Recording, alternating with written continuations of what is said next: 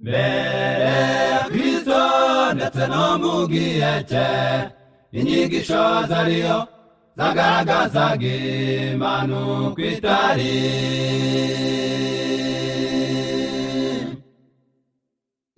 Iyobokamana ryari ry'imihango itabasha guhindura abayizeye.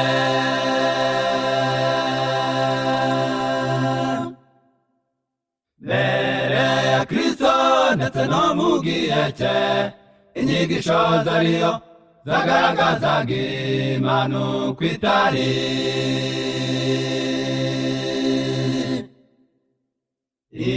Iyobokamana ryari ry'imihango itabasha guhindura abayizeye. Kristo ati bansengera ubusa kuko inyigisho bigisha ari amategeko y'abantu.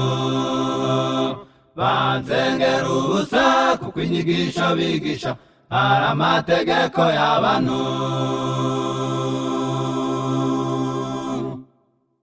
Abigishwa baramwegera baramubwira bati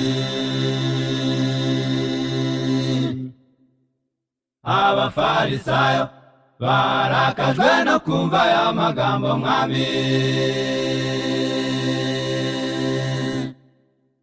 Abafarisayo barakajwe no kumva aya magambo mwami.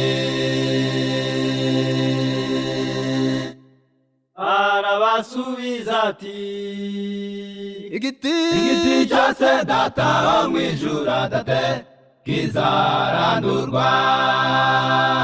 Igiti cyose data wo mw'ijuru adate kizarandurwa. no muri iki gihe cya none riravugwa kandi henshi, ariko amame ay'umwanzi yagabye w'ibitero. no muri iki gihe cya none riravugwa kandi henshi, ariko amame ay'umwanzi yagabye w'ibitero. hakenewe abavuga Vuga ukuri ukwiranye igihe turimo, azahagarara mu isi bubaka nka Nehemiya. hakenewe abavuga Vuga ukuri ukwiranye igihe turimo, azahagarara mu isi bubaka nka Nehemiya.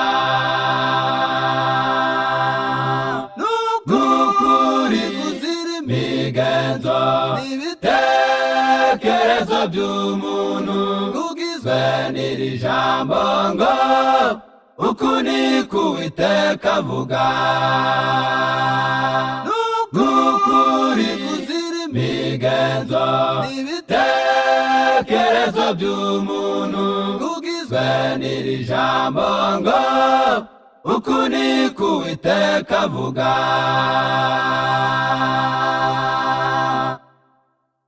Satani aza kurwanya nyuriye hose mu madini mu isi kugwa kunyuranya n'ibyo bari bamenyereye. Satani aza kurwanya nyuriye hose mu madini mu isi kugwa kunyuranya n'ibyo bari bamenyereye. ariko shimwa mwamuhoraho kuko mu bihe byose utajya uba utagira abaguhamya. ariko shimwa mwamuhoraho kuko mu bihe byose utajya uba utagira abaguhamya. N'ukuri kuzira imigenzo n'ibitekerezo by'umuntu ugizwe n'iri jambo ngo uku ni ko Uwiteka avuga. N'ukuri kuzira imigenzo n'ibitekerezo by'umuntu ugizwe n'iri jambo ngo uku ni ko Uwiteka avuga.